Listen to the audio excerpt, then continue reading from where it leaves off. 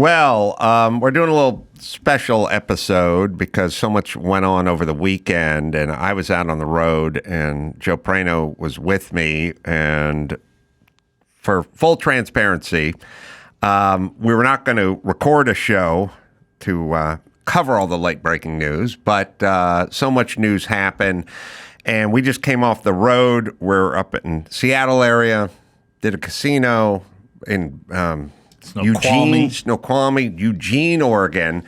And we thought, well, we're going to be here to drop the car off on a Sunday afternoon. So we came in and decided we owe you guys our feelings and updates on all that's been going on. So, just mechanically, Joe and I had finished a show in Eugene, Oregon, and we're getting in the rental car for about a 5.5-hour drive to Snoqualmie, which I still can't say. But anyway, it's about 5.5 hours. It's a casino. And about 2.5, 3 hours in, Mike August called and said there was a big fracas at the Trump rally. And then we started listening to NPR, but we weren't really getting the full story. But people heard gunshots and there was blood in the ear. And I tend to play things down because everyone else plays things up. But this was quite a bit more dire than I'd initially gleaned from inside our rental car. So we can get into that. Also, a lot of notable people all dying within a 14-hour period as well, some of which I had some contact with and others which I haven't. But, we just thought there was so much going on. We're back. Dropping the car off at the studio anyway. We should get the boys, tell them we're getting the band back together. Everyone showed up on a Sunday, which was mighty nice of them. And so we'll try to feel our way through this and the news and keep it, kind of current. All right. So the Trump thing. The Trump thing's pretty nuts. There's lots of elements to it. I would have never thought in a million years a bullet is what caused the blood to come from his ear. I thought for sure that somebody fired a couple of caps. Could have been a gun, could have been something. He dove on the ground and on the way down, scratched his ear on the dais, a podium. Or one of the Secret Service guys had a college football ring, and when he put his hand, he tore his ear. The idea of a bullet, like an AR-15, I think, like a high-powered rifle bullet, actually made contact with Trump's ear is kind of insane. Are you convinced that's for sure what happened now? Yes. Okay. I am. Just checking. I'm giving you all of what I know as I know it. So as I know it, and I listened to a couple of newscasts and commentaries up until that were fresh off the griddle. Guy, lone gunman, shoots. Trump evidently was moving his head around, and if it was in the other place, the bullet would have went right in the back of his neck. But he moved at the last moment, and it clipped his ear, and a bullet went in and basically blew someone's brains out in the audience. So you have a murdered person in the audience. It was supposed to be Trump's brain matter, but it was someone who was at the rally. And former fire chief.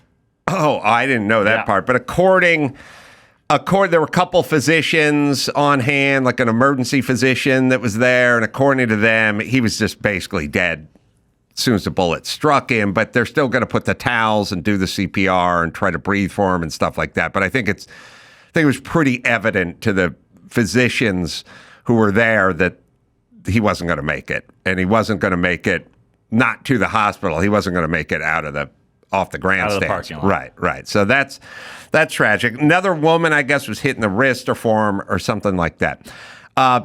Trump was hit evidently in the ear. Now, I haven't heard he needs 9 stitches or Mike Tyson is pissed or I haven't heard anything other than he got hit in the ear. And I thought for sure he would have put on Truth Social a picture of the wound and Annie Oakley, meme or something like that. I thought he would be riding this already, but we haven't seen anything other than the blood on his face And there is like a shot, I don't know if it's legitimate or not, of like a bullet flying through the air. Did you see that shot? Somebody mentioned that. Yeah. And I believe it. But anyway, so it struck him in the ear. Evidently didn't cause much damage. Then, he went down, then he got up and said, fight, and USA made the fist. And if I'm him, I think that's the picture I want out there, not a close-up of my earlobe. So maybe that's what they're doing. But lone gunman. So some interesting things like protocols that I didn't know about. So this 20-year-old gunman is up on the roof of this building, which is, I don't know, 150 yards away or something like that. But, within range, like, we went out shooting not too long ago, and you could hit stuff that was, a couple hundred yards away with a rifle, with a scope. You weren't going to do it with a pistol, and you weren't going to do it with like the bolt action stuff. But like scope, rifle, you could be pretty good with that. And so the first question is why didn't the Secret Service clear the buildings? Like, that was really the only structure that was near enough by to get him. And I guess the only thing that good that comes out of these things is they will do it next time for sure. Right. But so it's kind of the Secret Service probably should have cleared it. Then Secret Service has snipers around, which took the kid out, which took the 20-year-old out. Because I was kind of wondering how did he go so fast? And it's usually self-inflicted And you've seen the wound. video of the snipers on the roof that's just off of where Trump is, kind of seemingly finding him and then taking a shot pretty immediately. I don't know if those are the guys who got him or if it was other snipers. I think when they break down the audible of the shot, pause, shot, and you'll know which one the sniper, the assassin was versus the Trump sniper. I mean the security. Right. So there is a protocol which I think they need to change, which is people were saying there's a guy on the roof, and shortly, maybe moments after they were saying there's a guy on the roof, he started firing on Trump. And then second he started firing on Trump, then the Secret Service sniper fired on him, and then he was dead. So what it appears to be, and what I was told the protocol is the Secret Service sniper is not allowed to fire on the guy until the guy fires on the president.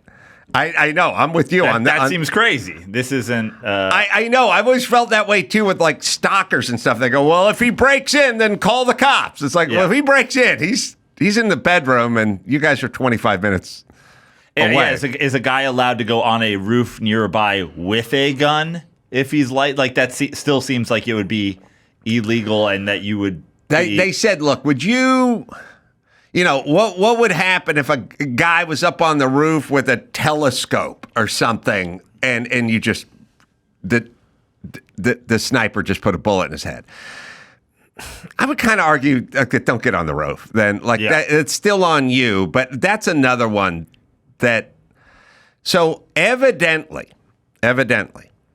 the Secret Service sniper was aware of this guy, and maybe even had him in his sights, but couldn't engage or squeeze the trigger until he squeezed the trigger.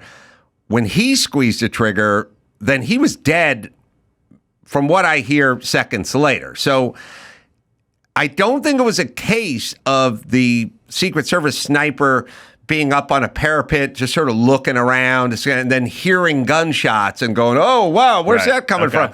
That would have been a long pause in him getting set. I think he was trained on this guy, and when he squeezed, then the Secret Service guy killed him, which, again, more protocol probably needs to change because, Trump could have had a bullet in his head, and then the sniper get a bullet in his head, and we'd still have a dead presidential candidate. So that one needs to change.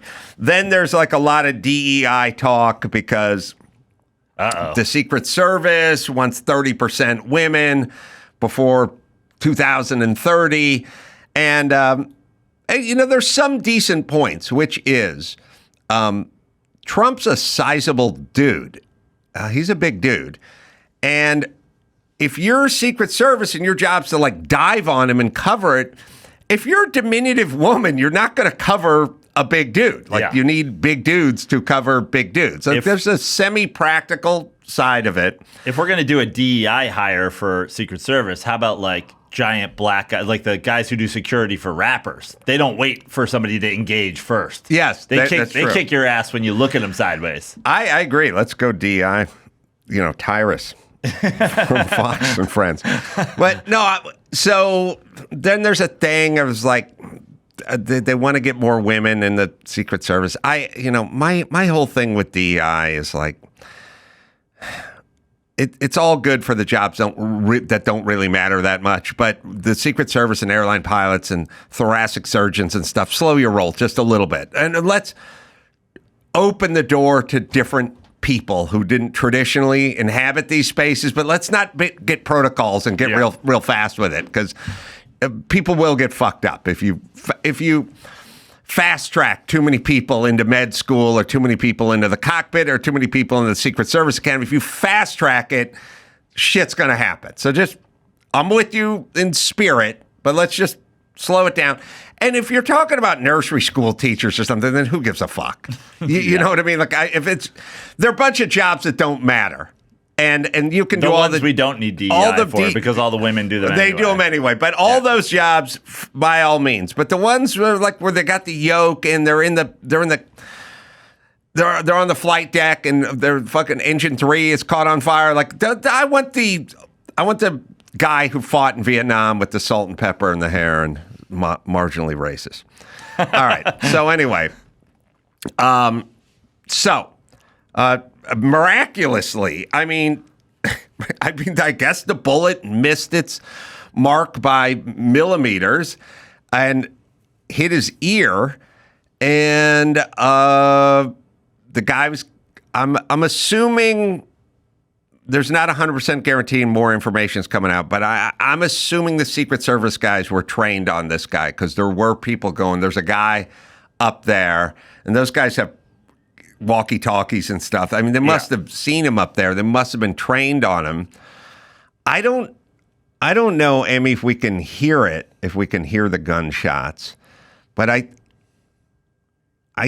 think what you're going to hear is the assassin firing the gunshots, and then a slight pause, and then the Secret Service guy, and then the gunshots stop. So that would. Let's see if we can see what we got here. See if we can do this here. See something that said, take a look what happened.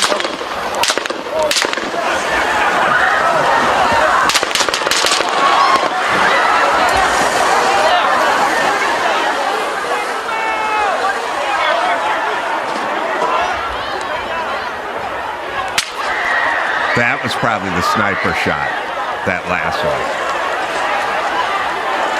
All right. I was even thinking there's that first 3, and then maybe the rest could also be return fire. Yes. Yeah. No. And then the last one. Is the only reason I think that is the first 3 and then pause have sort of the same timbre and feel like they're coming from the same caliber, and the Secret Service guy would probably use another rifle, and it would have a slightly different sound to it, and would be coming from a different place. So that's my notion on that. But either way, Trump gets hit. Trump grabs his ear. Trump sort of pauses for a moment. Yeah, the Secret Service guys. Hey, man, 2 white dudes? Come on, we got DEI that shit up.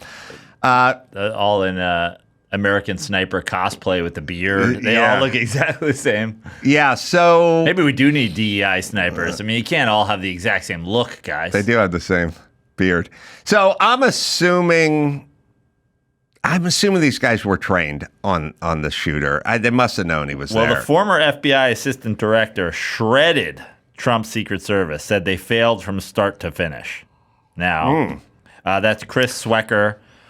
This was a security breakdown from start to finish. Well, from start, for sure. I don't know Yeah. about the finish, I know, but the beginning part is, look, I don't know what it's going to take to make sure no one's on the roof of a building that's pretty close by, but that doesn't seem like it would take a battalion. You know, there's one guy with a walkie-talkie could go And check there's that out. videos of guys being like, this guy on the roof. What Right. are we doing about him?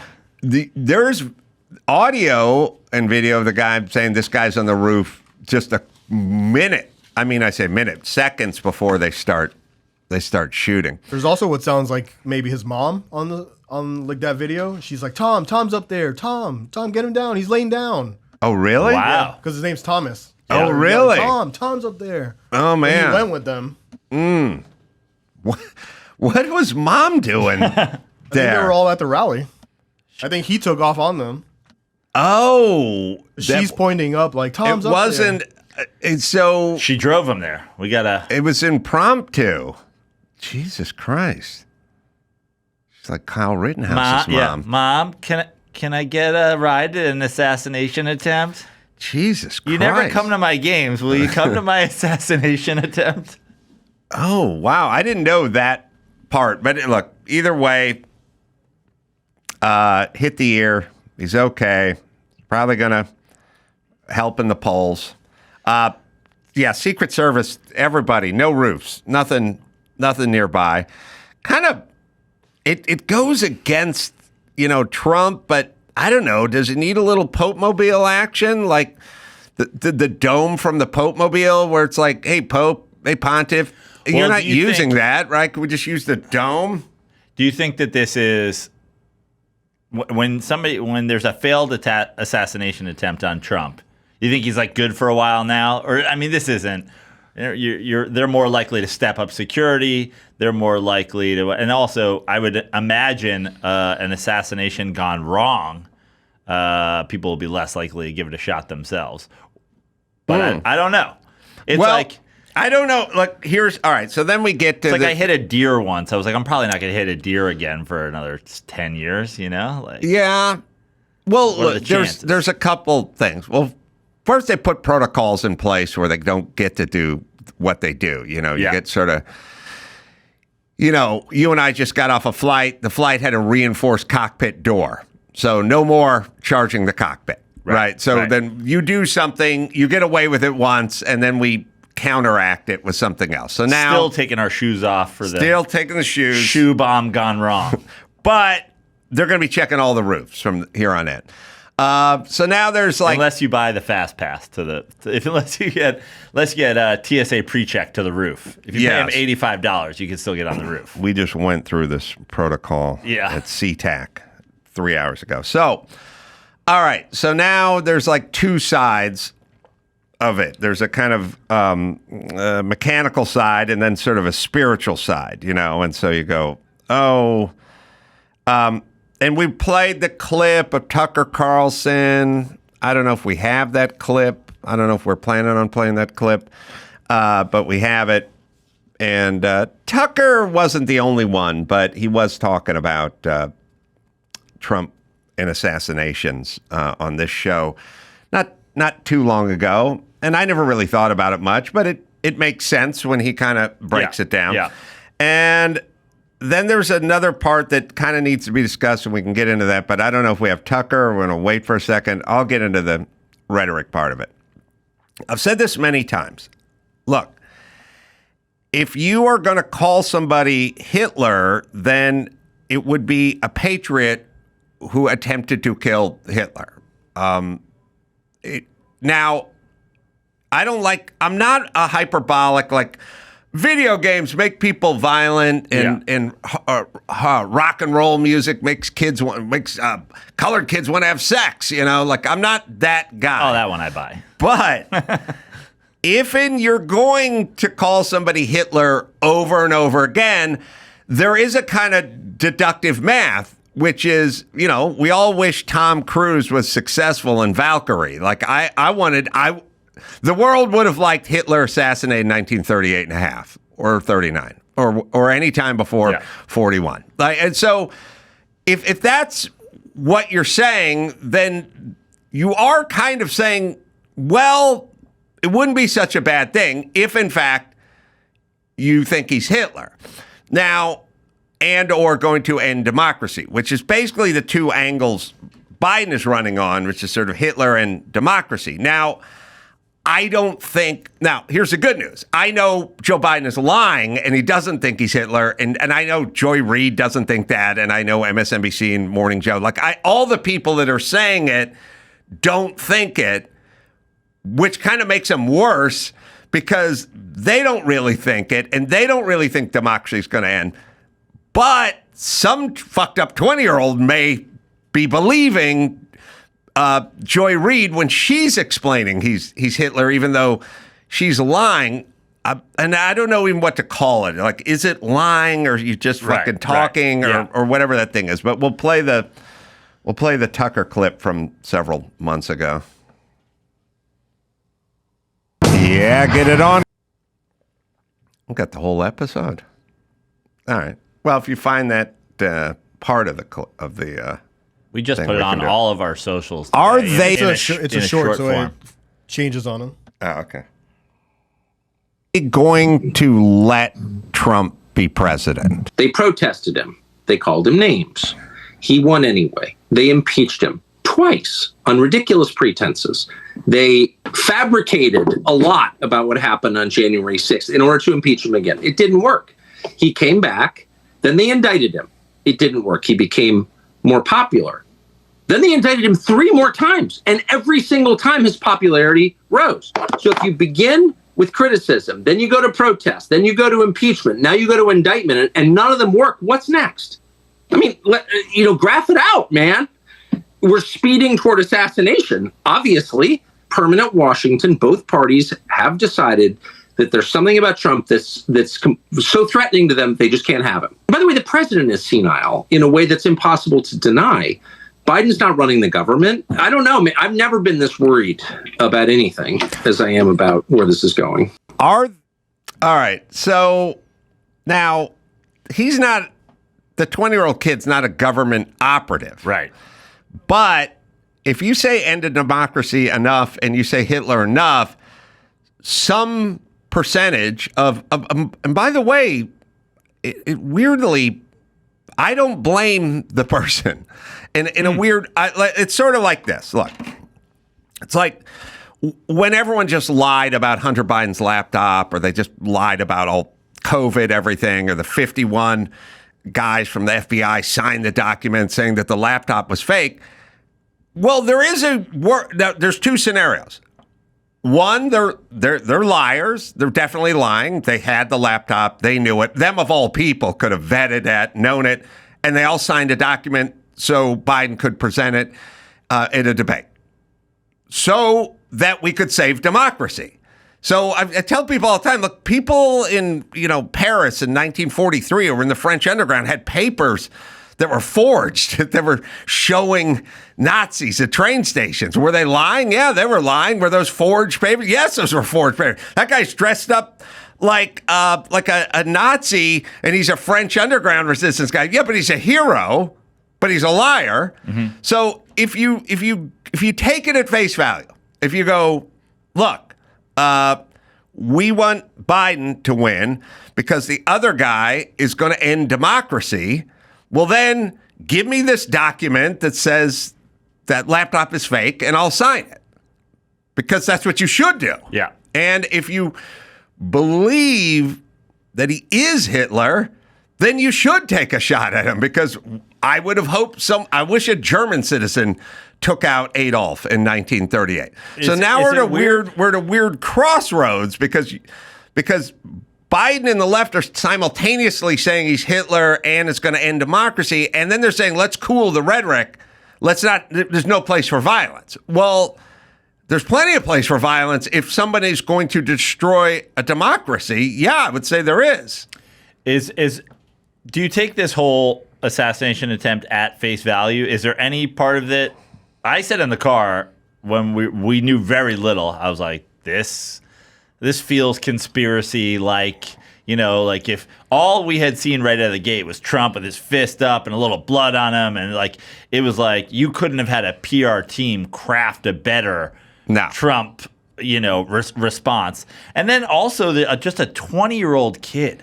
When I was 20, I didn't give a shit about this at all. Like, I'm wondering if it's just a different 20 today, that we're so divided that a 20-year-old can't help but to be involved in this stuff. But I can't imagine being 20 years old and caring enough about who's going to be the president of the United States to get a rifle and go take a shot at him. Yeah, I mean, there's enough people, enough guns, enough internet, enough gummies, chewables, edibles, like enough. Don't come after the edibles, Adam. There's just enough of everything that everything's on the table now. All right, so do we have that? I got a clip. I thought the clip was the commercial, sorry, Byron, was a couple of days old, but Byron says it's a month old, so we'll play it. But this is kind of what I'm talking about. I'm Joe Biden, and I approve this message. Of course I hate these people. Donald Trump disrespecting black folk is nothing new. He was sued for refusing to rent his apartments to black families and called for the execution of 5 innocent black and brown teenagers. And it's more than anger, it's hatred. It's why Trump stood with violent white supremacists, warned of a bloodbath if he loses the next election, and if he's president again, vowed to be a dictator who wants revenge on his enemies. Now, who do you think that is? Of course I hate these people. Well, if you believe it, then maybe you should take some action. Now, the thing that's weird, and it's the thing I talked to Dr. Drew the most about, which is like bloodbath. He was talking about financial stuff. Dictator, day one, was it's as big a, easy, discernible joke as there was. Good people on both sides. It's all been disproven, and you have all the footage. CBS and NBC and USA Today. I mean, the Biden campaign, they're going to do what they're going to do. But where's the news agencies on this one? Like, he said he was going to be a dictator. He said for one day, and he was laughing. Yeah. It's so discernible, and you guys keep going with it, and you're doing it intentionally, which means you're essentially willfully fooling yourself over something you don't believe, that you're saying over and over again to your audience who may or may not believe it either. But there's no way seasoned news anchors with footage who can watch on Hannity talk to Trump believe dictator day one or whatever. But if you're going to be a dictator and you hate black people and it's going to be the end of democracy and you're Hitlerian, then yeah. Well, if half of that's true, then we should. We'd like to get rid of this guy. I'm not the world's biggest Donald Trump fan, and I always tell people I'm a born and raised New Yorker, so we hated Donald Trump for 30 years before anybody else even knew who he was, just from what he did in and around New York City. But we already had Donald Trump for 4 years. I do kind of say that to people. Like this idea that day one of the presidency, he already had day one of the presidency. We already did 4 years. And yeah, there was moments that were not great of his presidency. Things got pretty bad at times. I mean, January 6th, for whatever you think, is not the greatest day in American history. But what really happened, the idea that he's going to come in and it's going to be the end of days. And that you can convince a 20-year-old to believe that. Their only argument, if I was to take their side, and I agree with you, we already tried it. He was already president. Nothing happened. But they would say now he's on the way out. Like, this is it. He's going out with a flourish. Second-term presidency. Yeah, I think they would say he's got scores to settle. He wants revenge, and this is it. So and he's going to be in forever, which was always kind of funny because, like, he is elderly at this point, and his left ear's bad, so right ear. Either way, it can't. Even if he never left, I couldn't give it more than 5 years. I mean, he's going to get 4, right, and then when he's done, he's going to be 82 or whatever he is. He does love to golf. He likes to golf. I don't think he likes being president more than he would go eventually, even if the military couldn't remove him. Time would remove him at some point. And I think he just hated losing. Yes, I do too. If he won, And then he was like, I did my time. I don't even think there's parts of me, I don't think he wanted to be president when this whole thing started. But then once he got in it, he doesn't want to lose. He hates he loves calling people losers. He can't be a loser. I agree. I think he felt like he got ripped off on the last election, and that's what's stuck in his craw. All right, we have a compilation of what? Outlets calling for political violence. Well, so here's all I'm saying to my friends on the left. Don't give me the holier than thou. Hey, turn the temperature down. We don't do this. That's all you do. You do. It's weird. The right are known for the guns and the aggression and stuff like that. But the rhetoric is coming hard from the left. We got a little super clip of that. I just don't even know why there aren't uprisings all over the country, and maybe there will be.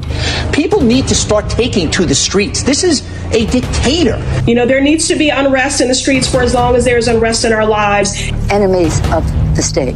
Show me where it says that protests are supposed to be polite and peaceful.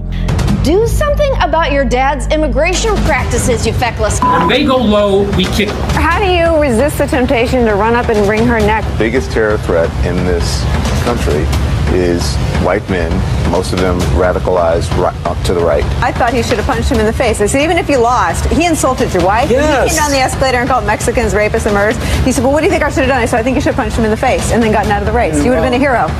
I'd like to punch him in the face. All right. I said if we were in high school, I'd take him behind the gym and beat the hell out of him. Don't give me the holier than thou shit. It's all the left fucking stirs it hard. A lot of take to the street. I mean, God, when I was watching Maxine Waters, like, when you see somebody, you get in their face. You tell them you're not welcome in this restaurant. Not welcome. And it's like, bitch, shut up, or stop blaming the other side of doing it. You can't do both. It's either both sides. But you can't claim the high ground and then scream about getting in people's faces. I posted, and it might have been my last actual post about anything that wasn't just a comedy flyer on Facebook years ago, when there was like the thing in Seattle and one of the Proud Boys was up there and somebody just went up and cold cocked him in the face. And I said, at this point, who is the party that is supposed to be the pacifists?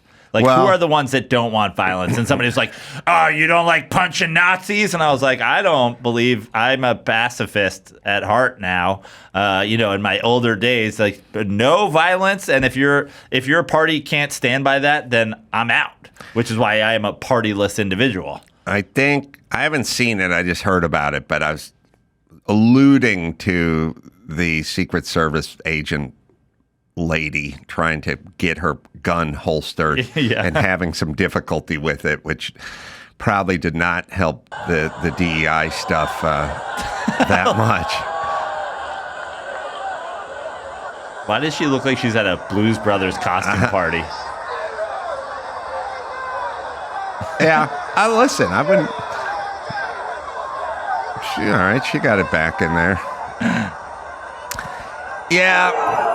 I don't know. I'm just like old fashioned. I just want big dudes who played high school and college football, who hate their stepdad, who spend all their time down at the range and are sleeved. That's all I want. All right.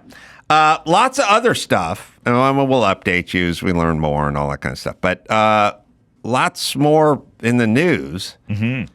Feel bad for the people that passed because, when Mike August called, he was like, Dr. Ruth went, and then Richard Simmons went, and then somebody got Farrah Fawcetted, which is Farrah Fawcett died the same day Michael Jackson died, and so people forgot she died. The Trump call from Mike August was actually the second call. Right. First, he called us to tell us Richard Simmons had died.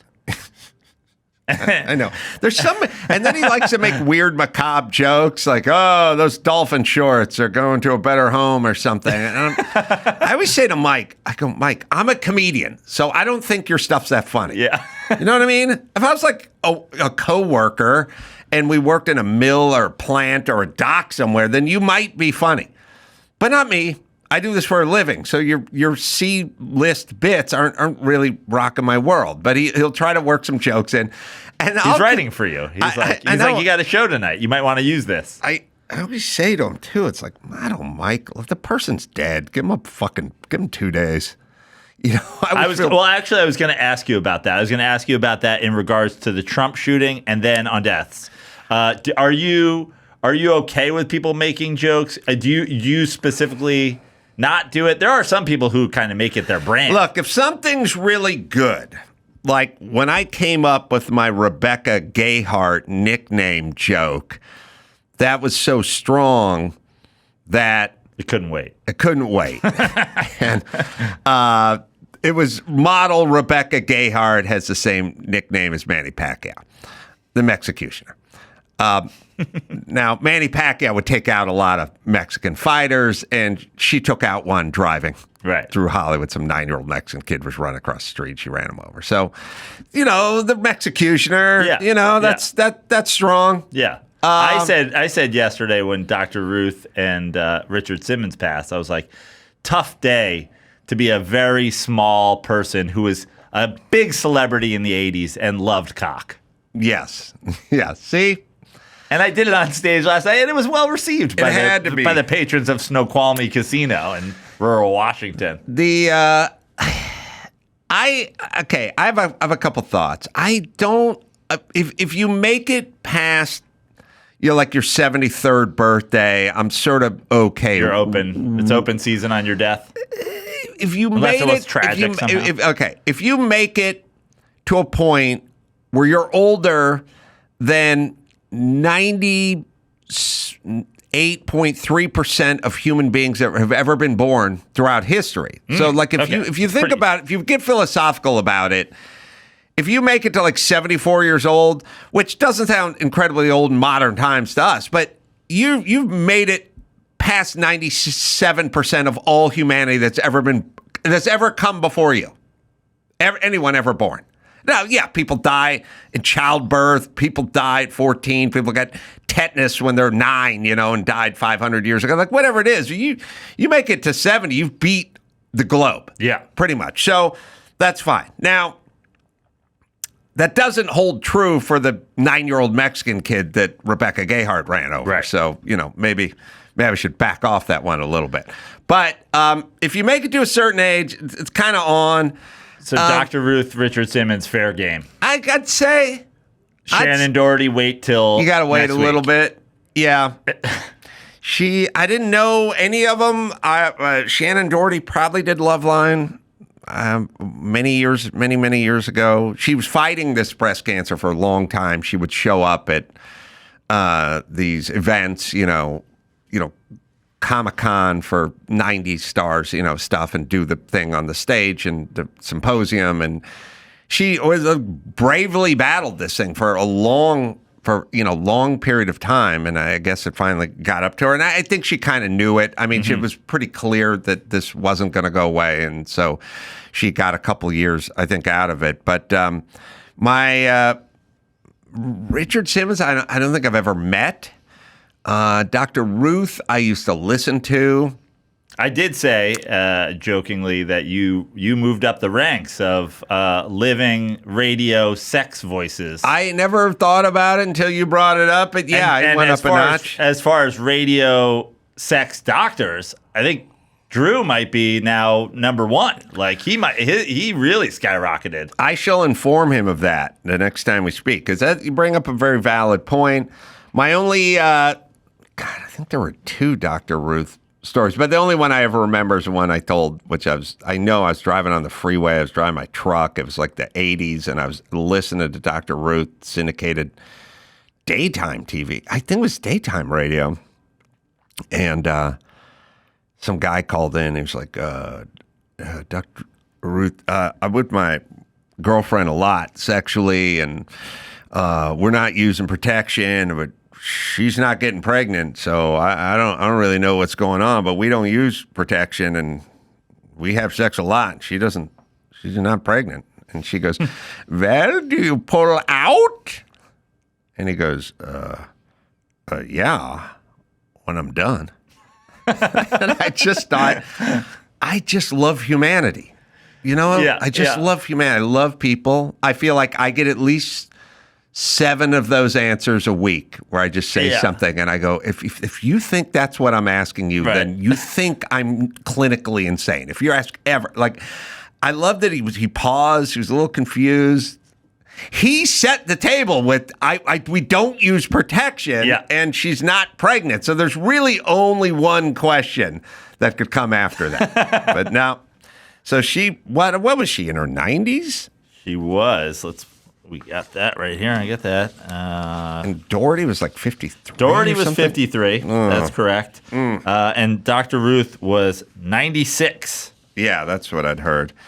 And Richard Gere, there's a little difference here. Yeah. Watch out, Richard Gere. Those two, Richard Simmons, have not been seen for... Richard Simmons sort of disappeared.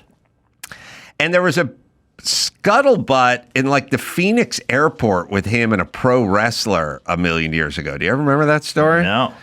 There was a story of Richard Simmons like assaulting a pro wrestler in like the Phoenix airport, like from 2007 or something. It was a crazy story because it was a big dude, and he was looking for a payday.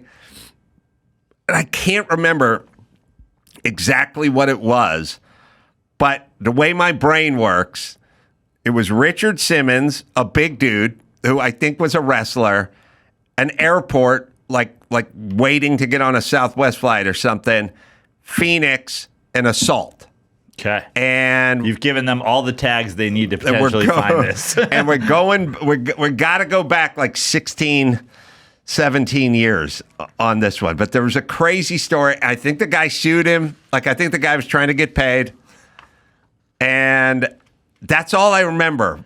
And I don't know if the guy cut in front of Simmons and he pushed him or something like that. But the big dude was looking for a check. That's what it sounded like to me, because otherwise there's no reason why this guy would file charges on Richard Simmons. But, Amy, you can find that one. Airport, Simmons, assault, Phoenix. Maybe Phoenix. It could have been like a New Mexico, I mean, Richard Simmons, Southwest. Richard Simmons airport's assault Phoenix. should do the trick, right? Phoenix, and what year was it from, Emmy? This article I'm reading is 2004. Oh, is that far back? Goes back 20 years. 20 years. So he was 56 at the time. He died at 76. Yeah, I assume he's had something over the last couple of years and was being pretty private about it. And people he went into hiding, but sometimes people are just private. Yeah. Because I didn't know this. I didn't know, somebody told me it recently, that like until he went into hiding, you could still take a in-person Richard Simmons class here in LA. Like, it was a thing to do for LA people to go to one of Richard Simmons' fitness classes. And I was like, I thought he just like put out tapes and went on talk shows. No. I didn't think he like did a thing. No, he led the band.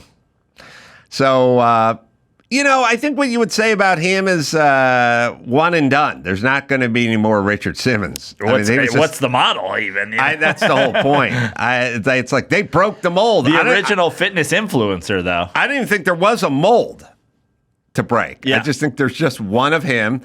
His appearances on Letterman were always epic. Legendary. And he shall be missed by many a heavy-set woman. They love this guy. Sweating to the oldies, party off the pounds. What was that? What happened in that airport? This is a really weird one, but I'll read it to you. So Chris Farney, 23, who sells motorcycles in Mesa, Arizona, recognized Simmons from television and recalled his Sweating to the Oldies workout video series. Farney blurted out, "Look, Richard Simmons, drop your bags, let's rock to the 50s," as Simmons was signing autographs and posing for pictures. Simmons, then 55, walked up to Farney and said, "It's not nice to make fun of people with issues," and slapped him on the left side of his face. Wow. And then the guy may have filed a lawsuit after that, like an assault battery or something. What I have here is Farney was not injured, but said he intended to press assault charges, which I believe I saw another article that said is dismissed, because he didn't think that anyone should be able to slap another person and get away with it. Especially rich people. Yeah, and Farney, also a 6 foot, 1-inch, 255-pound man who said he's fought in cage matches. That's where I had. So what I had is, I mean, just take this biker, motorcycle biker guy, cage fighter, and I turned that into pro wrestling. Yeah, you basically you turned him into Diesel, the WWF wrestler who came in on the motorcycle. Right. That's what I turned him into, Diesel. Exactly right. So if we do a recreation, that's what it should look like. But he was looking for a payout. Yeah. Right. All right. And Richard slapped him. Okay. All right. And Shannen Doherty, gone. 53. Died in your city of Malibu. Dr. Ruth. Gone. Norm Macdonald still dead. Sadly. Oh, God. Yeah. It's also, Yeah, my cock joke was basically my homage to Norm for that one. Yes, that would have been a very Norm as far as esque joke. Tiny celebrities love cock and were stars in the 80s. Also, if you're Tom Cruise, keep your head on a swivel, I guess. Yeah, he's probably airborne somewhere as we speak. Not necessarily attached to the inside of an airplane. Yeah. It could just be free falling. I will bet you Tom Cruise is free fell more than any celebrity ever. The top 10 free falling celebrities combined. Maybe even more than Swayze. Yeah, oh yeah. You had talked about the kind of too soon of the death. Mm-hmm. What about, this is a failed assassination attempt against Trump.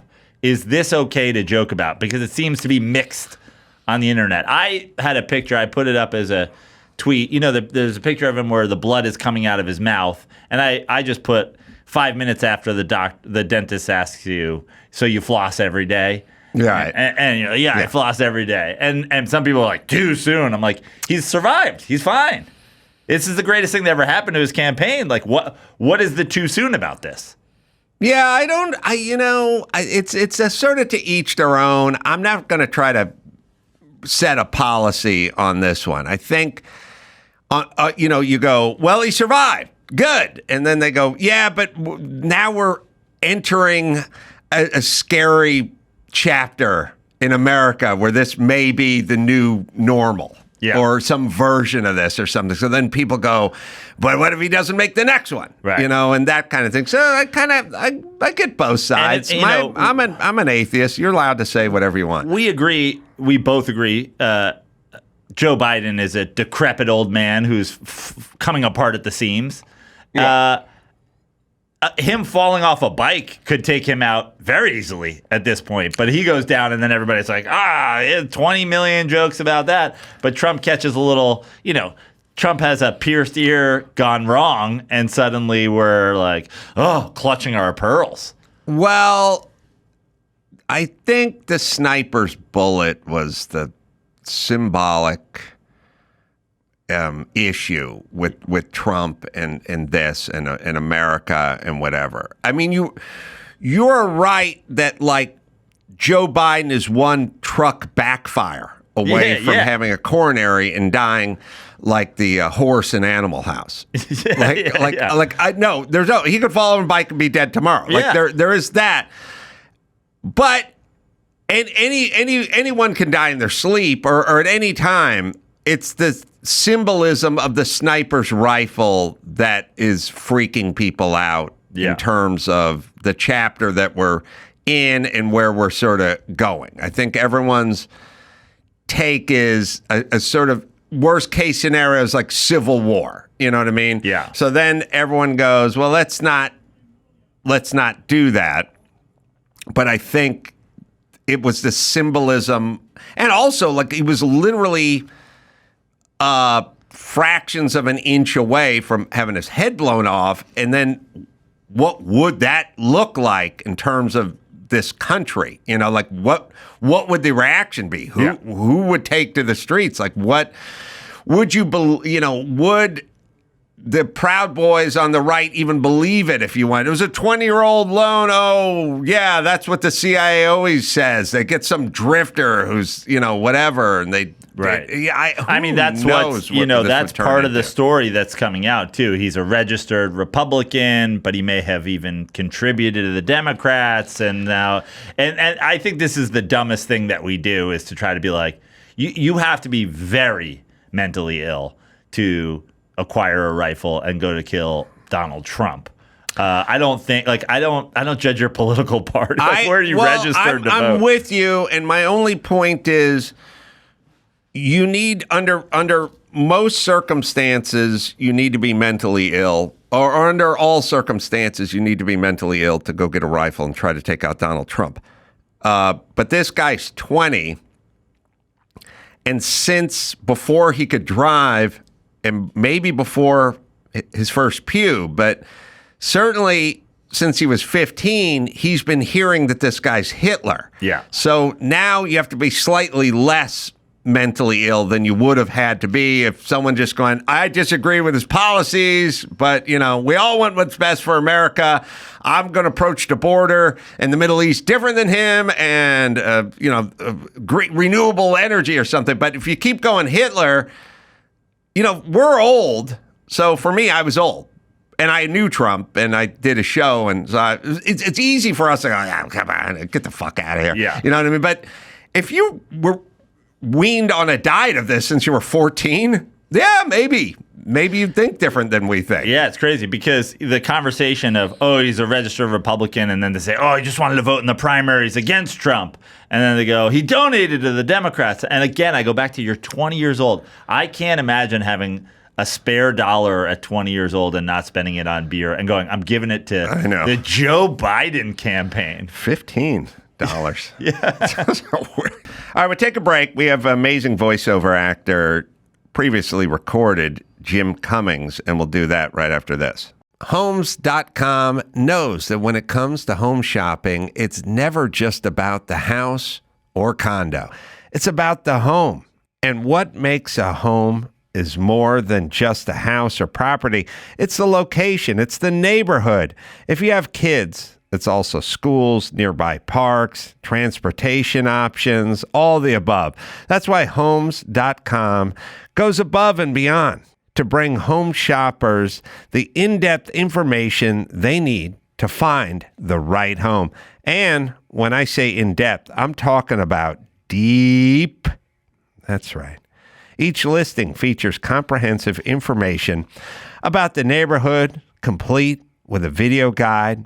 They also have details about local schools with test scores, state rankings, and student-to-teacher ratio. They even have an agent directory with the sales history of each agent. So when it comes to finding a home, not just a house, this is everything you need to know, all in one place. Homes.com. Homes.com. We've done your homework. O'Reilly Auto Parts. Oh, my favorite. Love these guys. Yep, they're in the business of keeping your car on the road. O'Reilly Auto Parts offers friendly, helpful service and parts knowledge you need to maintain and repair your car. They've got thousands of parts and accessories in stock and online as well. So they have it in the store. You can buy it online, so you'll never have to worry if you're in a jam. The team at O'Reilly Auto Parts can test your battery for free in or out of your car. Well, it's easier to do it in your car, or you can bring it in, I guess. If it needs to be replaced, they'll help you find the right battery for your vehicle. Need your windshield wipers replaced, a brake light fixed, or a quick service? They'll help you find the right part or point you to the nearest local repair shop for help as well. Whether you're a car aficionado or an auto novice, you'll find the employees at O'Reilly Auto Parts are knowledgeable, helpful, and best of all, friendly. Yes, nice people. The professional parts people at O'Reilly Auto Parts are your one-stop shop for all things auto, do-it-yourself, and you can find what you need in the store online, or you can go in yourself. Stop by O'Reilly Auto Parts today or visit at O'ReillyAuto.com/Adam. That's O'ReillyAuto.com/Adam. These were the dog days of summer growing up in North Hollywood, except his parents were too cheap to get him a dog. Adam Carolla. Yeah, get it on. Got to get on a choice but to get on. Jim Cummings here. Jim's a voiceover actor, 40 years, every single Disney cartoon you've ever seen and beyond. Has all the voices he's done. Most notably Winnie the Pooh, right? Oh, yes, but only for a smackerel of honey. Tigger. Listen, the wonderful thing about Tiggers is I'm the onlyest one. And those voices existed before you, right? Yes, they were. Yeah, the venerable Sterling Holloway was Winnie the Pooh, and he was Winnie the Pooh, and he was the Cheshire Cat, and he was Kaa, the snake from Jungle Book. Trust in me. That was him. And so those guys invented those voices, for lack of a better term. Yeah. And you're able to authentically recreate voices you hear? Is it all voices? No, I was trying to do you the other day, and I failed. I sounded like that damn Kimmel. That really pissed me off. I was really sorry. Anyway, no, not really. It's just an annoying trait of mine. And don't stop me if I'm wrong, but I believe there's certain traits that are just built into people. Yeah. And look no further than your tongue. Now, not as it affects your voice. I know there's people who can take their tongue and just make it into a taco shell. They just go boop. That's true. And then I just stick my tongue out, and I had a friend growing up, and his tongue, he'd just go boop, turn into a U. It'd just be U-shaped. Yes. And then it'd pop back down. I had that same friend. And then I'd go, how do you do that? And he'd go, I don't know, just, and I go, I can't, all I can do is like, there's nothing I could do. I can do that one. You can do, Yeah. Then I'm known for it. I'd raise my right eyebrow, and then I'd raise my left eyebrow, and I'd raise my brow. And he'd go, I can't do that, which I'd argue is easier. But the point is you can just do certain things you can just do or you can't do. And then once you can do them, you can get better at them. But you need the base. And you had that ear your whole life, right? Well, that's true. Yeah. So for you, it probably starts with school teachers or coaches where they leave the room and then you do Mrs. Sontag's voice. Yes. Sister Mary Agnes loved me. Couldn't get enough of your boy here, I'll tell you what. Why is it such a slap in the face when someone does an impression of you? I know when the child does the adult, right.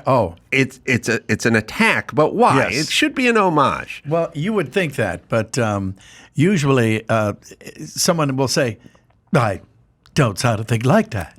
And that was my Shatner. Yeah. So, well, actually, you do. But what is the register, the pitch, or the tone? So I've interviewed 1,000 of the best characters and impersonators and just the best. I mean, they do Shatner, they do Trump, they do bizarre people. Everybody. Mm-hmm. I've never found one who does my voice. And I'm not saying it in a braggadocious way. I'm just saying they don't do it, and they go, I can't really do it, and I can't really figure it out. What is unique? Like, why I get when you're doing a sort of cartoon Shatner, or you're doing a Dana Carvey version of Bush, or some version of that. But these guys tonally can do the person. Right. Well, I think that's where it starts, the sound. In other words, because people will ask me, at conventions or whatever, how do you do this? How do you do that? And I said, well, the first thing is try to sneeze in character. Try to sneeze like that. And they go, wait a minute, was that Yogi Bear sneezing? That type of thing. Or cough, or clear your throat, or go me, something like that. And if you can tell who that is with such little evidence, little material to work with, then you can usually pull it off. Right. So if you're doing John Wayne and you say, howdy, Pilgrim, then that's not pulling it off. But if you're doing John Wayne farting, now wait a minute. Okay. If you do John Wayne, actually, that probably. If you do John Wayne sneezing or coughing or saying me, and it sounds like John Wayne, then you got John Wayne. Yeah, you're in there. Yeah, now you can talk. So what would Tigger or Winnie the Pooh, or what would they sound like if they were coughing or sneezing or doing something like that? Joe,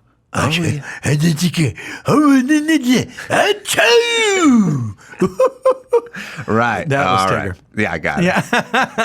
Yeah. So for you, this is a thing, and it's like, and you know it. You're doing it early. Very early. Like Well- when I was 5. I started when I was 5. Doing the impersonations. Being annoying. Yeah, right. But that obviously. But you're yes. watching cartoons and Yeah. you're doing Yogi Bear's Yeah. voice and so on and so forth. Yeah. Well, right. I remember I was sitting on my dad's lap. We were watching Jack Benny. And I was 5 years old. And Mel Blanc was a regular on that show way back in the day. And my dad sitting there with his Mel cervix Blanc, off. the most famous of all time. Absolutely. He's the dean. Mm-hmm. He's the president. And my dad says, "You see this bastard?" Yeah, everybody was a bastard to my dad. To Dad. You see this bastard? This bastard, he does all those Bugs Bunny and that Taz and the Sylvester and the blah, blah, that you like to watch on Saturday morning. And the first thing that popped into my head was, well, he doesn't have to stand in the corner for being weird and obnoxious. Right. So I said, I'm going to do that. So Yeah. I got that out of the way early. Well, you're going to do that, but so every 5-year-old sat on their dad's lap who watched a Yankees game said, I'm going to play shortstop for the Yankees, Well, but that's none true. of them did it. They just said they were going to do it. Yeah, I didn't say that. But So, you had yeah. I love comedy. I Mm-hmm. love cartoons. I've watched every Hanna-Barbera, everything. I've watched sure. every Warner Brothers, I've seen every Wile E. Coyote and every Bugs Bunny. Yes, yeah, absolutely. I've seen it all. But I always knew I could never do it. You know, Well, so much for that. so much for Mr. that. But Bertram. you knew. Yeah, I absolutely did. Yeah. I figured if there was, it's a kind of, and I told this to like nieces, nephews, anybody who wants to be bored, that figure out a couple of things that you do all day long for free because you like them so much. Then do them so darn well that somebody will pay you. Yeah. And that's, Yeah, I basically look. I say the what you're same. doing. Yeah, it's what I'm doing. It took me a while. yeah. I've realized I had a revelation the other day that I'm 60 years old. I just turned 60 recently, and I realized that I have 0 to 30 not doing what I wanted to do ever, and doing. Digging ditches and hauling garbage and like living And a hell of a carpenter from. I am. Well, now, listen, it's like saying you went to prison for a crime you didn't commit, but you learned how to weld. And now you're a great welder.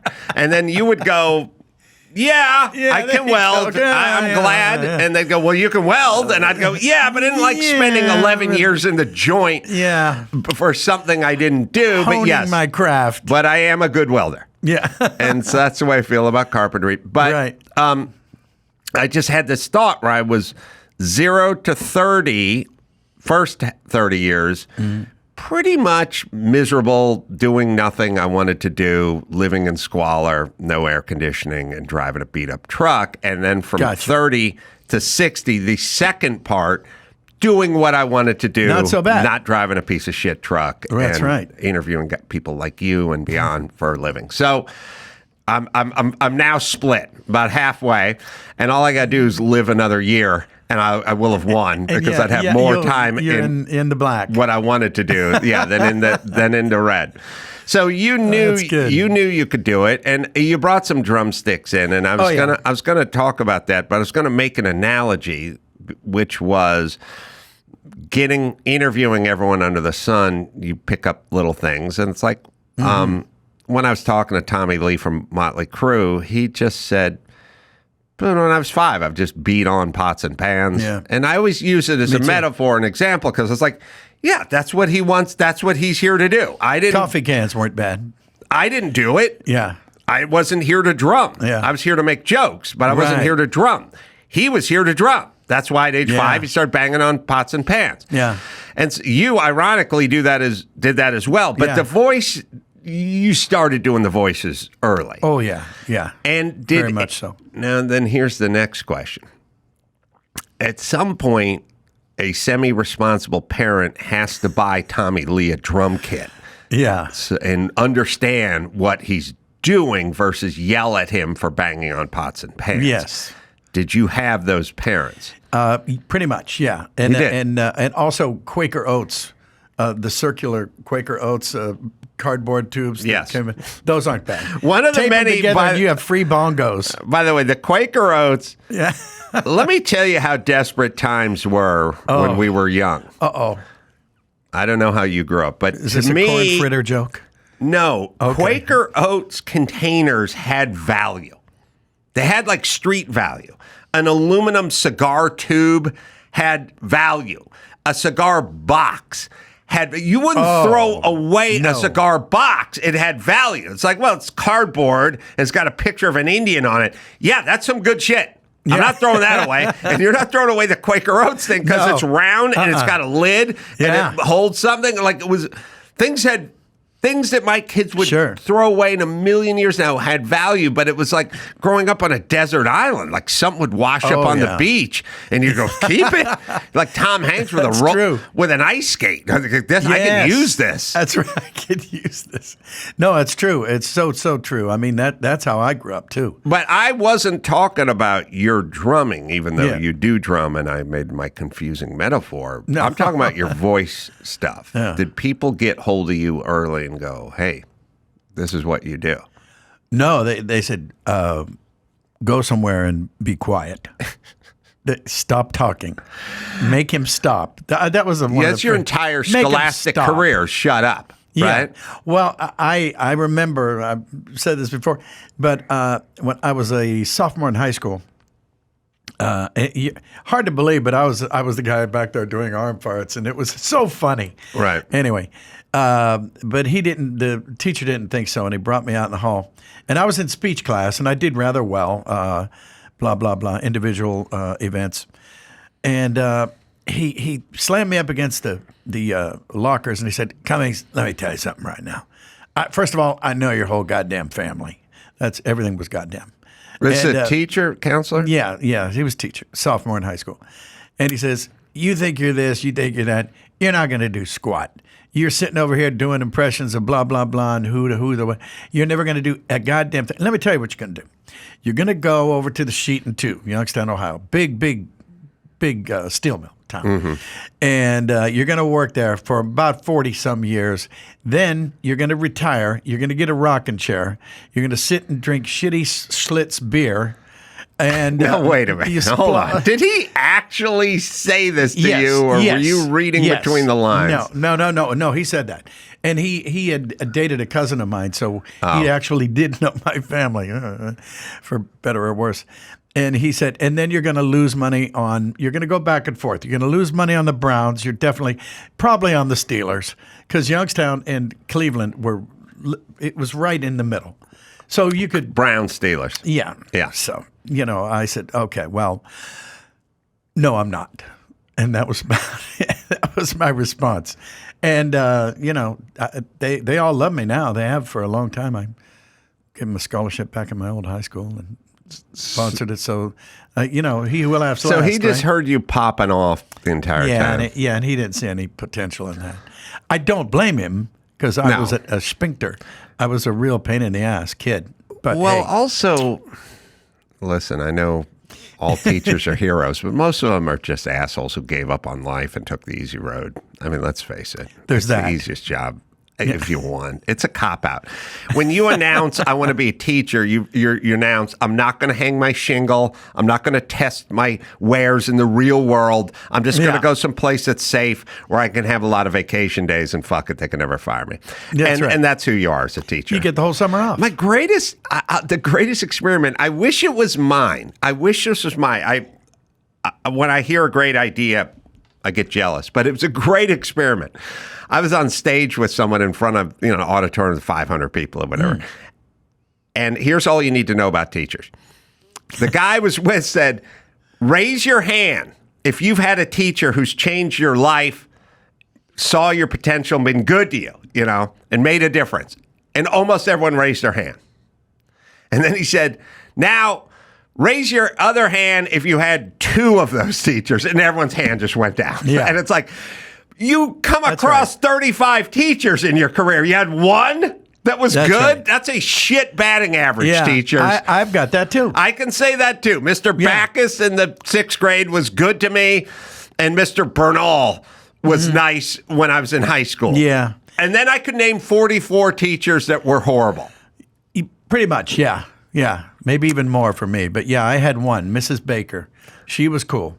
And she was the only one who thought maybe I wasn't a normal, I was supposed to be a normal kid who was a weirdo. Maybe I wasn't a normal kid who was on to something. You know. Yeah. And So she knew it. She saw it. She said, you're not going to work in the steel mill for long, are you? And I said, no. I never had that conversation with any teacher about any potential anything, but I did have a bizarre conversation with Miss Commissar, the elderly health Commissar? teacher. Miss Commissar. Jawohl? I mean, I don't not that kind I of don't even common. know how she spelled it, but she was elderly. Okay. She pulled me aside once and she goes, "Now, Adam, you're funny and you make all the people laugh in the class." And she goes, "And all the girls love you." And I was like, I've seen no evidence of that. I wish somebody did. But no, there's no. But Tell anyway. me more about the girl part. And then she goes, "Do your parents beat you?" And I was like, "No, they've never touched me. They wouldn't." By the way, that would be too much effort for my parents. My dad would have to stand up and walk over to me and raise his hand. Like he's not going to burn those kind of calories. It takes calories to beat somebody. That's true. And you need to care about something that they did, that's or true. you have to teach them a lesson, or that would be way too much energy for my dad.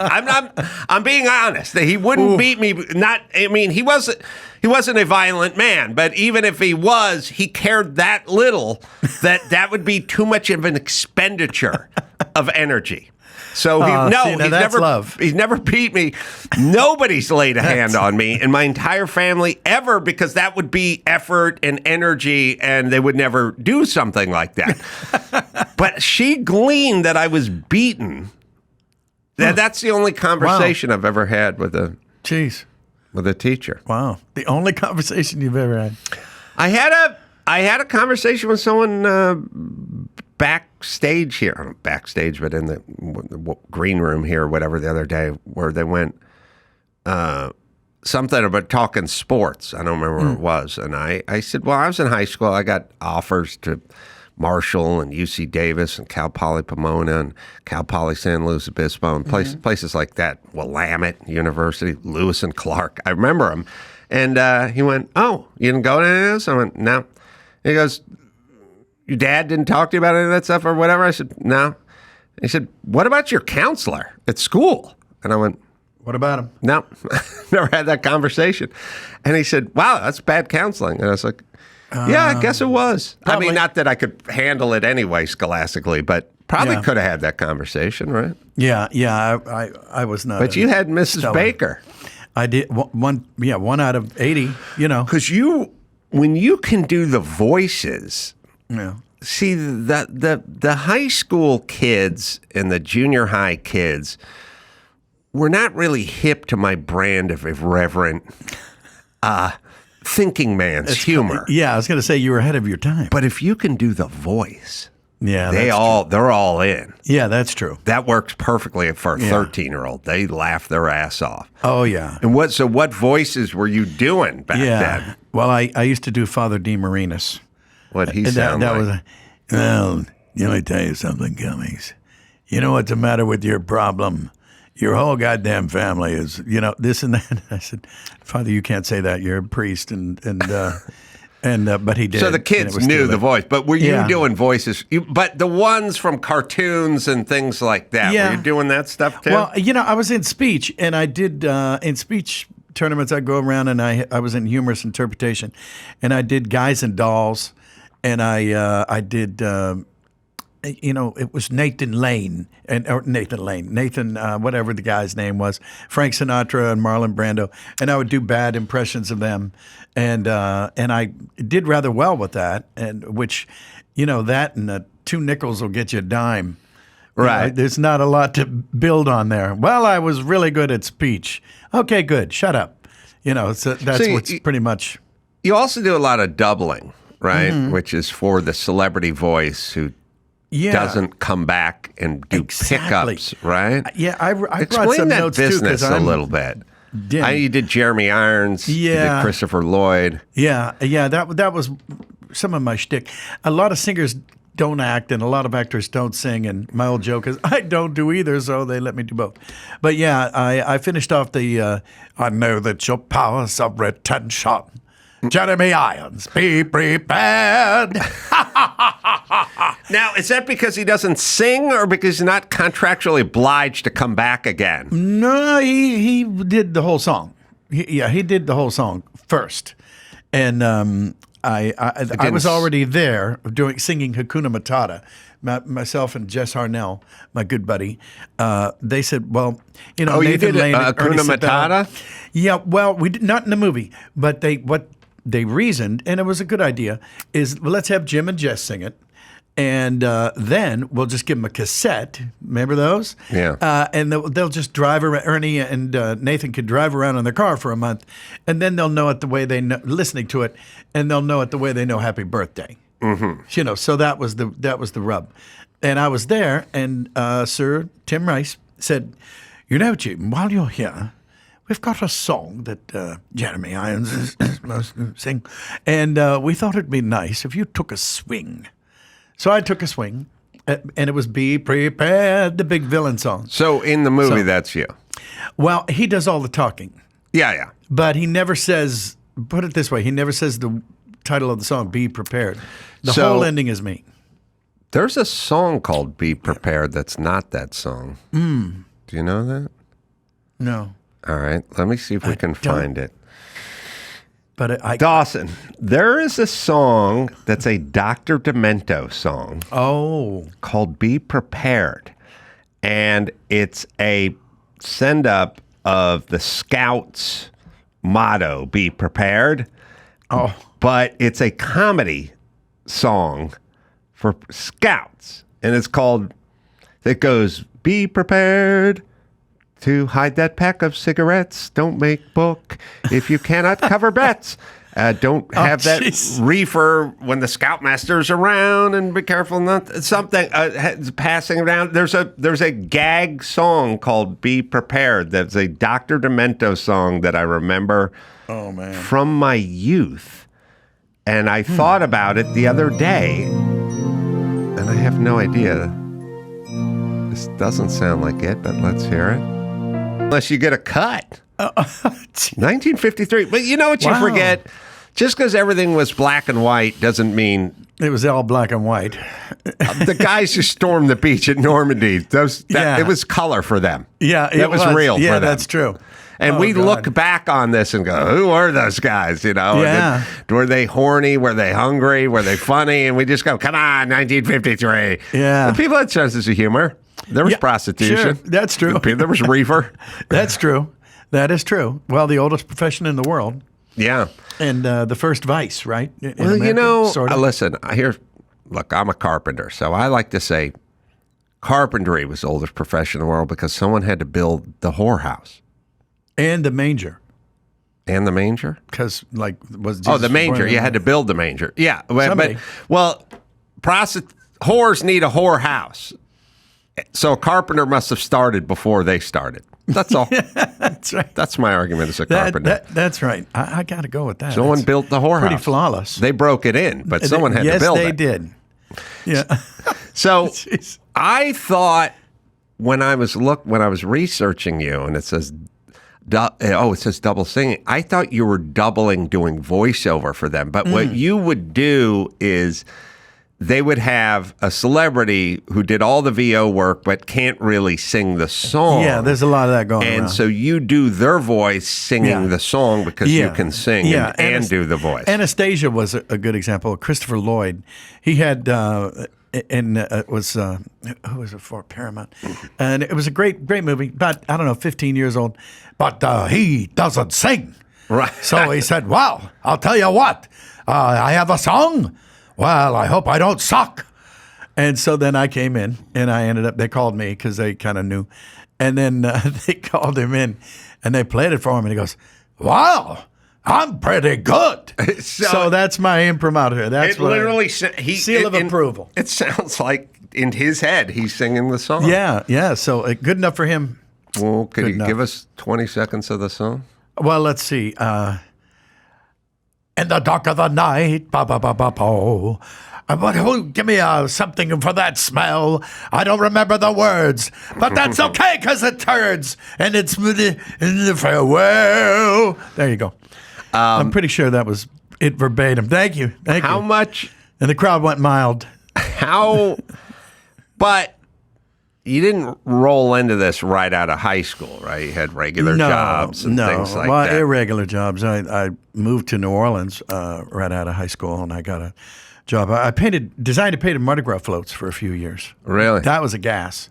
I had a lot of fun doing Design and paint. Yeah. I was the only guy. Comus, Momus, Proteus, and Olympia, for all of you crew members out there, KREWE, Mardi Gras crew. The people like Bacchus and those crews, the parades, those are all put on by crews of really rich people, apparently. And so I was allowed to work for them. So doing the floats. Doing the floats. And then I was a deckhand on a riverboat for a good long time, too. And that's where I picked up, here's a fun fact. There's a Cajun alligator in the Teenage Mutant Ninja Turtles who is, by my lights, the spitting image sounds exactly like Léonce Leblanc. He was the first sea captain that I was ever on a boat like that. He was the captain, and that's how he talked like that. And I couldn't wonder, because a few years later I moved out to Hollywood and started my career. I wonder if his grandkids were ever sitting there, Leatherhead, walk on, Teenage Mutant Ninja Turtle. Well, I'm going to get them turtle. Hey, Grandpa, come in here. You never know. What's it like working on a riverboat? It's a fun thing to say that you did. See, I read so much Mark Twain as a kid, and I thought, I'll do that. That's a cool thing to do, say that you did. And I guess it is a cool thing to say that you did, but while you're doing it, not so much. A lot of diesel, a lot of mosquitoes. Oh, yeah. And a lot of 18-hour days. So, yeah. And what are you moving? You moving freight up and down? Yeah, pushing barges. Oh, pushing barges. Pushing barges. Pushing them, you go out there and all 24 hours a day, you're strapping them down and tightening them up and hoping you don't die. A lot of people get maimed and, it's kind of like a steel crushed mill. and stuff, right? Yeah. Yeah, that's a dangerous job. Yeah, and I worked in a steel mill, too. Ugh. I said, okay, I'm going to not do this a lot. So. Yeah, it's weird. So out here, we didn't have any industry to go to. If I grew up in my trajectory is if I graduated high school in Dearborn, I would have just went to work at the Ford plant. Yeah, and got some job putting dashboards together on an assembly line. Yeah. Like that would have been what I would have done, and I would have been super happy to do it because it had a union and it paid, and that was a big fine. Deal. Like I would have been totally delighted to do that. But where I was from, which is here in the part of the valley that I'm from, there is no industry. That's true. There's show business, basically, and then that's about it. And so I wasn't going to be doing that. So the hub of the podcast world. You're right. Podcasting. So I just wandered around looking for jobs, but I would have loved if there was some mill or some plant or something. I would have happily signed on to that. Yeah. Well, maybe not happily. It would have been I would have happily signed on. And then I would have been good for if I would have been good for a while because if you would have paid me a good wage, like a union type wage, and you would have thrown a couple of benefits my way, and you would have tossed a little overtime or golden time or something like that, and you also would have tossed a week off Christmas and one for Easter or something. That's right. I would have hung out for a while. Yeah, for sure. Well, that's what my dad said. He goes, I said, Dad, this is the worst friggin' job in the world. You had to. I was a third helper on a blast furnace, which meant they would open up. Molten steel is about 5 feet away from you, but at least you got to pick up this dolomite, black dolomite, throw it in there after they tap out the furnace and it's pouring down like in all the movies where you see the glistening gold steel, a little warm, and you get to throw dolomite in there to keep the furnace from burning up, and it's August.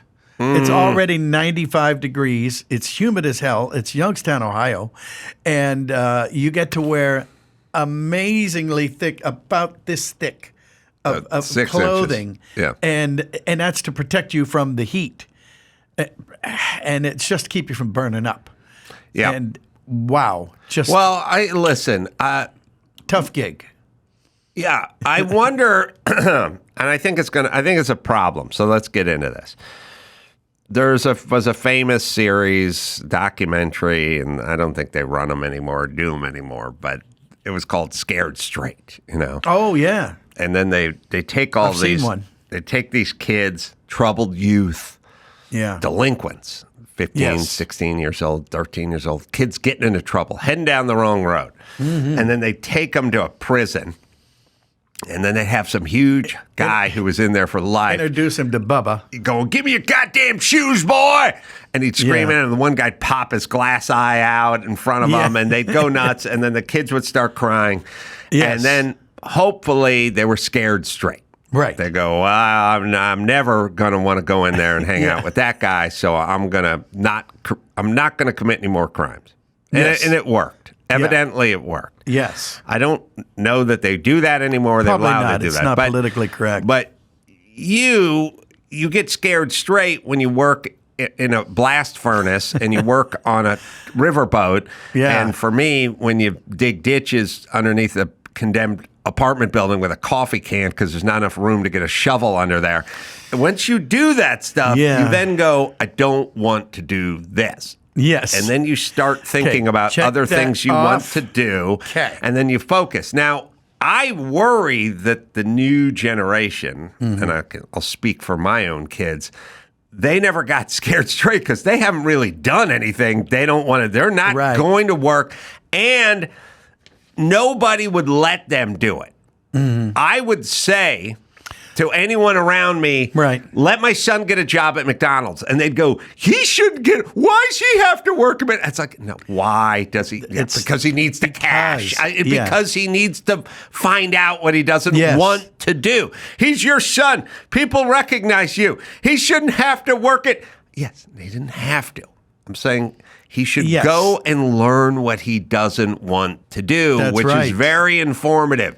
Yes. Knowing what you want to do is nice, but getting slapped in the face by what you don't want to do, harsh reality. That's really important. Yeah, that's and we've removed all of that from a child's life now. Yeah, and now we got a bunch of lazy, self-entitled pieces of shit wandering around going, I don't want to do that. Yeah. Yeah, it doesn't suit me. No. Mm-mm.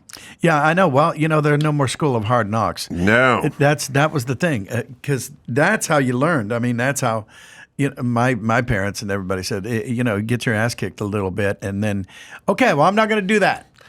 Well, I'm going to move on. People are resilient, and they're fine, and they can hold up, and they can go work the griddle at a McDonald's for 6 months. They're fine. You can go work in front of a blast furnace. You can go do anything when you're 19. You know, like you're fine. Yeah. You'll learn a few things. Yeah. What's the big what? Besides, when you're 19, you're immortal. So there's that. In your mind, for sure. Yeah, in your own mind. So, all right, you between the riverboat and the blast furnace, you go, don't want to do this. Yeah, I think I gotta do something else. Yeah. So here's the question. Here's the question. Yeah.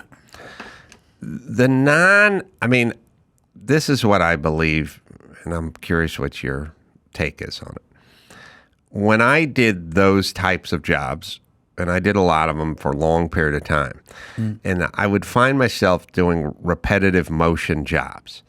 People would say, because as much as people think that carpentry is some sort of fun job where you and Harrison Ford are raising a barn somewhere, or building something, or something interesting or whatever. It's mostly scraping shit and doing basically the same thing over and over. Oh, again. yeah, sure. It's just like until you have a barn. Yeah, until you get a barn. You walk into a place. There's the whole house is drywalled, and you're going to tape and mud the whole place. And so all you're doing is mixing up joint compound and putting tape down and scraping it. And by the way, when you're done, come back tomorrow. Yeah, we're going to do it again. Do it again. Or you're just scraping asphalt shingles off of something, and that's what you're doing all day. And so I would start going insane. I would be like, I'm going nuts. I'm miserable. I can't stand this. I did it, but I'm like I'm crawling out of my skin. I got to put on some talk radio or something. I got to hear something. And I would look to my right and to my left, and I'd just see people doing it. Yeah. And I'd go, why aren't you going nuts? Happy and they'd be like, I'm happy as a clam.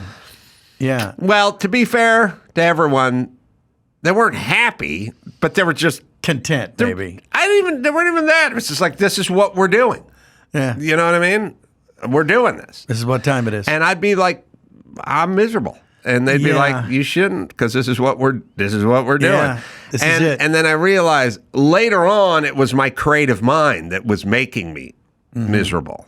But that you don't know it at the time. You must have had some of that. Well, I remember when I was working in a steel mill in Youngstown, Briar Hill Sheet and Tube, guys would drive up, and this is amazing, from West Virginia.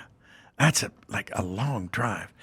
And they would stay in like a Motel 6, not even, for the week. And then they'd drive back for the weekend. And they'd come up, and this one guy, God bless him, he says, I'm going to tell you what, 45 years from now, I'm out this sumbitch. I'm out of here. You hear me? You wait and see. I'm going to tell you what, I'm out of here. I said, okay, good. 45 more years, huh? Okay, good for you. Yeah. Yeah. And then what do? Pat him on the head? I don't know. Right, but he didn't God bless him. He knew what he knew. Well, he didn't have something he needed to do, and you did. And that is the burden of a gift. Yeah, that's a good way to put it, actually. Yeah. Because the gift is a burden if it's not nurtured or recognized or whatever. Or fulfilled. Right. Yeah. And so, what I do, you could argue what it is or whether it's a gift or what it is. I mean, I'm not fishing for a compliment, but what I'm saying is some people think I'm funny, some people think I'm an asshole, whatever. No one in You do, huh? Yeah, no one No, but it was very, look, no one in my family thought I was funny. Nobody at North Hollywood High thought I was funny. Yeah. No one on the construction site thought I was funny. So you could argue whether I had a gift or not. Yeah. But what I'm saying, but if you can dunk a basketball, you have a gift. Like people go, okay, that guy could do that. And that's not even funny. And your voice thing is a little more tangible. It's a little closer to dunking the basketball than it is to the generic title of he's funny. Yeah. Because then other people would argue with you, But the voice thing, you go, that's a thing. That is a thing. It's something you can hang your hat on. Yes, hopefully. Yes. And so and it worked out. It was a little more tangible for you, right? That's true. I was always, and I knew I was good at it. And I think that's a key thing too, is because I think it's good to recognize stuff you're good at early, and because it gives you time to develop it into something that people will pay you for. Mm-hmm. And that's kind of, no matter what it is, arranging flowers or doing this or, God forbid, being a lawyer, if you're good at doing that, then do it so well somebody pays you. That's my credo, and that's the only reason I'm here. Able to monetize Monkey Hour. So are you the second Winnie the Pooh? Yeah. Sterling Holloway, God rest his soul. Yeah, but there's no in between. Because Winnie the Pooh goes back. Well, it went back to the mid-'60s. And I remember when it first came out, the first Winnie the Pooh and Tigger 2, Winnie the Pooh and A Day for Eeyore, and I think Winnie the Pooh and some. Anyway, it was the three 20-minute shorts. They put them all together and made a 60-minute movie. And then they won the Academy Award for 1965, 66, something like that. Music? Or no, for a movie. For an animated feature. Obviously, I didn't know they had animated feature back in 65. Yeah. Well, I mean, Pinocchio was from the 40s, and Snow White was 1920, whatever. Yeah, I feel foolish now. But I still, obviously those predated 1965, but in a way, I think it's sort of forward thinking of the Academy to recognize animated stuff that early in their existence. I'm glad they did. What year was the first recognition of Academy Awards for animated film? What is their first? You want to take a guess? Because you go back, you say Snow White from the 30s and things of that nature, but I bet they weren't hip to it that fast. Maybe 40s. I'm going to say 40s. Give me a year. 44. Okay. Right in the middle of World War II. Yeah. That's what I thought, because I thought we'd need a grin there. Okay. That's good. I'll go 51 just to go but no, you're right. 51 would have been all those great Disney films would have come out before that. I want to say it was Dumbo was in the 40s. Yeah. All right, I'll go 39. I'll go in the other direction now. We'll see. The first year. Hey, he's cheating. Someone's got a computer. Yeah. All right. I don't know. The internet should be faster than this. You got it? First year, Academy Award. I have some index cards you can look at in here. What year? 32? You can tell me, or you can just... And which one? 2002? Okay. All right. Well, we've answered that question. And what was the show? What was the movie? Wait a minute. Hold on. First year an animation was recognized at the Academy Awards was 2002. Okay. No kidding. Wow. Well, then when I Google here, it says at the 5th Academy Awards ceremony in 1932, 18 November, the 8-minute Silly Symphonies cartoon, Flowers and Trees, won Walt Disney an Oscar for Best Short Subject Cartoon. Oh, but that's not the category 02. that was introduced that year. That's 1932. Wow. We hear it's 02. So you better tack 70 years onto that bad boy. Well, so why do we have 02 and 32? Well, that was a short. The first time his best animated feature was probably 02, like feature length. So, I'm sorry, Tigger and Winnie the Pooh in 65 won what then? And that's. I'm pretty sure they did. So they won something. Well, it could have been song. Well, but maybe there's not. A few songs. I was delighted by a little black rain cloud hovering under the honey tree. Yeah, that was me. No, just kidding. I was in the audience back then. I was. I don't know why. I can't figure out what was delightful as a kid about Winnie the Pooh and Tigger, too, and also, which I was thinking about the other day. It's weird being a human being, like Winnie the Pooh. Where does that come from? Yeah. And what does the Pooh mean? And then why put those together? And then also, if somebody pitched me, like I have this animated chubby bear and he loves honey, and they'd be like, we're calling him Winnie the Pooh. And I'd be like, what's wrong with Daryl? And they'd go like, no, it's Winnie the Pooh. And I'd go, the Pooh. First off, it makes me think of crap. Well, it came from literature. So, is that where it came? Yeah. But also, however far back it went, I'd still go, what's the Pooh mean? So true. Although Dolomite is good, because Dolomite is the black private eye or whatever. Yes. And the Dolomite that you shove, that's the blackest substance on. Yes, it is. So, Dolomite, lickety split. Done rode across the ocean on the head of my. It was a song in the South. Oh, really? That, you would know a few.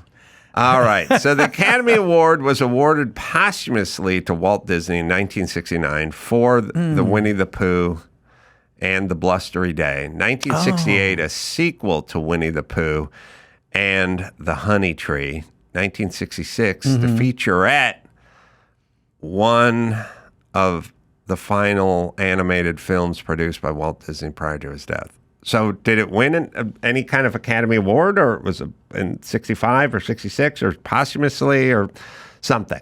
In 69, they awarded it for, it was, they had an award for animated, which was short feature, aka cartoons, until 2002 when they started doing best animated feature. Okay. Well, now 2002, that's when they started. Wow. Well, we may have been a little off. Cool. Yeah, a little bit, just by a century. No, you're right, because you have Pinocchio. Yeah, such a history. And you have Cinderella and things like that, and they're Sleeping Beauty, and they're so epic and so marvelous, and literally the definition of creativity. Just hundreds of people drawing cells and beautiful scores and magnificent. Seamless, and you'd go, well, if anything deserved an Academy Award, it would be that. Yeah, and that. Yeah, and the idea, I've had occasion to sit there and watch different animators animate, and it's unbelievably painstaking. Oh my God! I mean, they're sitting there drawing the same thing again, over and over, with 1 inch of movement in it, and it looks seamless at the end of it. So I don't know how they do it. I mean, somebody has to have like a condition in order to do that properly, I think. Well, in a weird way, it's a creative version of what would drive us nuts, throwing dolomite into a smelting pit, or me scraping shingles. Okay. Yeah.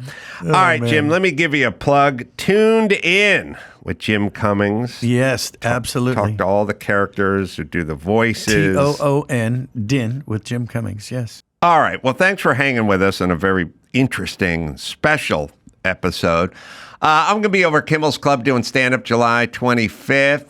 And I think Joe may be with me on that one, too. Or Dawson's going to be with me on that one, too. I think Dawson's on that one. Dawson, again, July 27th in Carpinteria at the Alcazar Theater. And just go to amcarolla.com because I'm doing live shows all over the damn place. And until next time, Adam Carolla, Joe Praino, and Jim Cummings saying mahalo.